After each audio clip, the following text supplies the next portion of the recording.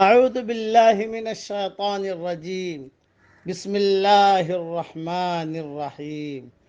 سورہ اعراف کی 2 آیتیں پڑھ رہا ہوں، آیت نمبر 50، آیت نمبر 51۔ وَنَادَى أَصْحَابُ النَّارِ أَصْحَابَ الْجَنَّةِ أَنْ أَفِيضُوا عَلَيْنَا مِنَ الْمَاءِ أَوْ مِمَّا رَزَقَكُمُ اللَّهُ۔ اور دوزخ کے لوگ جنت والوں کو پکاریں گے کہ کچھ پانی ہم پر بھی ڈال دو، یا اس میں سے جو رزق اللہ نے تمہیں دے رکھا ہے۔ قالوا ان اللہ حرمہما علی الکافرین، وہ کہیں گے کہ اللہ نے ان دونوں چیزوں کو بے ایمانوں کے لیے حرام کر دیا ہے۔ الذین اتخذوا دینہم لہوا ولعبا وغرتہم الحیاۃ الدنیا، وہ جنہوں نے اپنے دین کو کھیل تماشا بنا لیا تھا اور جن کو دنیا کی زندگی نے دھوکے میں ڈال رکھا تھا۔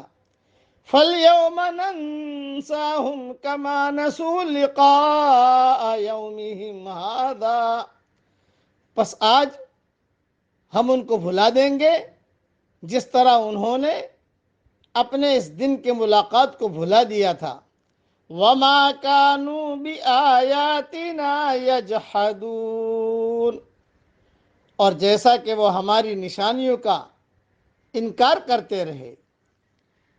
مختصر اس کی تفصیل اور تشریح سنیے۔ ایک حدیث سنا دیتا ہوں۔ حدیث شریف میں آتا ہے، قیامت والے دن اللہ تعالیٰ اس قسم کے بندے سے کہے گا، کیا میں نے تجھے بیوی بچے نہیں دیے تھے؟ تجھے عزت اور اکرام سے نہیں نوازا تھا؟ کیا اونٹ اور گھوڑے تیرے تابع نہیں کر دیے تھے؟ اور کیا تو سرداری کرتے ہوئے لوگوں سے چنگی وصول نہیں کرتا تھا؟ وہ کہے گا، کیوں نہیں یا اللہ، یہ سب باتیں صحیح ہیں۔ اللہ تعالیٰ اس سے پوچھے گا، کیا تو میری ملاقات کا یقین رکھتا تھا؟ وہ کہے گا نہیں۔ اللہ تعالیٰ فرمائے گا، بس جس طرح تو مجھے بھولا رہا، آج میں تجھے بھول جاتا ہوں۔ یہ حدیث صحیح مسلم میں ہے، کتاب الزہد میں ہے۔ قرآن کریم کی اس آیت سے یہ بھی معلوم ہوا کہ دین کو لہو و لعب بنانے والے وہی ہوتے ہیں جو دنیا کے فریب میں مبتلا ہوتے ہیں۔ ایسے لوگوں کے دلوں سے چونکہ آخرت کی فکر اور اللہ کا خوف نکل جاتا ہے، اس لیے وہ دین میں بھی اپنی طرف سے جو چاہتے ہیں اضافہ کر لیتے ہیں، اور دین کے جس حصے کو چاہتے ہیں عملاً کالعدم کر دیتے ہیں، یا انہیں کھیل کود کا رنگ دے دیتے ہیں۔ اس لیے دین میں اپنی طرف سے بدعات کا اضافہ کر کے انہی کو اصل اہمیت دینا، جیسا کہ اہل بدعت کا شیوا ہے، یہ بہت بڑا جرم ہے۔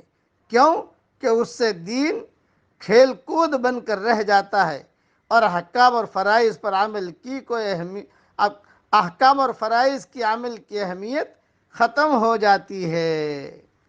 اس لیے اس کا بہت اہتمام کریں کہ کوئی بھی نفلی عمل فرائض کا مقابلہ نہیں کر سکتی۔ ہاں، دنیا 2 قسم کی غذاؤں کا دسترخوان ہے، ایک دنیاوی، دوسری اخروی۔ ایک انسان وہ ہے جس کی روح کی غذا یہ ہے کہ وہ اپنی ذات کو نمایاں ہوتے ہوئے دیکھے، دنیا کی رونقیں اپنے گرد پا کر اسے خوشی حاصل ہوتی ہے، مادی ساز و سامان کا مالک ہو کر وہ اپنے کو کامیاب سمجھتا ہے۔ ایسا آدمی خدا اور آخرت کو بھولا ہوا ہے۔ اس کے سامنے خدا کی بات آئے گی تو وہ اس کو غیر اہم سمجھ کر نظر انداز کر دے گا، اور اس کے ساتھ ایسا سرسری سلوک کرے گا جیسے وہ کسی سنجیدہ معاملہ نہ ہو بلکہ محض کھیل تماشا ہو۔ جب وہ تمام چیزیں آدمی کا ساتھ چھوڑ دیں گی جن کو دنیا میں وہ اپنا سہارا بنائے ہوئے تھا، تو وہ چاہے گا کہ دنیا میں اسے دوبارہ بھیج دیا جائے تاکہ وہ صحیح زندگی گزارے، مگر زندگی کا یہ موقع کسی کو دوبارہ ملنے والا نہیں۔ اللہ تعالی ہم سب کو قدر کرنے کی توفیق عطا فرمائے۔ اب نیکی کر لیجئے۔ ربنا اغفر لی ولوالدی وللمؤمنین